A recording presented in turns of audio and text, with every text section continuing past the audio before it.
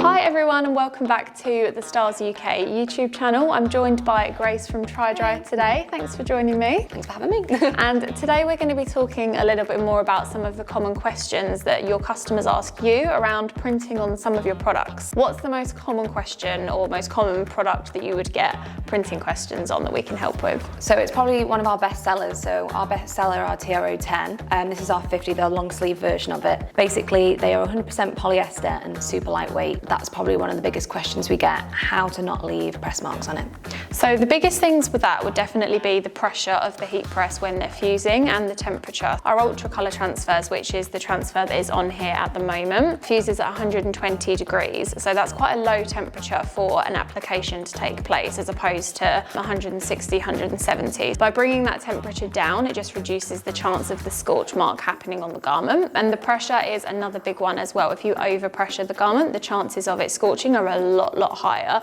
That's probably more of a common cause for scorching than the temperature side of things. So they'd be my first two things to check. And we did actually fuse this one on the Hotronics Auto Open as well. So obviously this press I have behind me is the dual air. This is air powered. The Hotronics Auto Open is not. It has the standard Hotronics over center pressure, but it is a manual adjustment and it's come out absolutely perfectly. It's very easy to print on, and you have filmed a video with Andy as well about how to actually print on this. So we'll link it in the description for those of you that want a more step-by-step tutorial. And then we have the leggings as well. Is that a similar question around the fusing of them? Probably next best-selling item, and as well, it's a bit more of a difficult shape to fit onto a platen. Yeah, so with these ones, we actually fuse these using a power platen. So behind me, I have got the biggest power platen that we do, the 40 by 50. So it just makes it so much easier to not only isolate the print area, but also it means that the temperature comes from the inside of the garment rather than you applying all of the heat from the top of the platen onto the legging. Majority of the heat comes from the bottom, the underneath of the garment, just making sure that if there are any scorch marks, they're on the inside of the garment and you don't see them at all. This one has come up really well, and I wanted to show everyone as well. This is one that we fused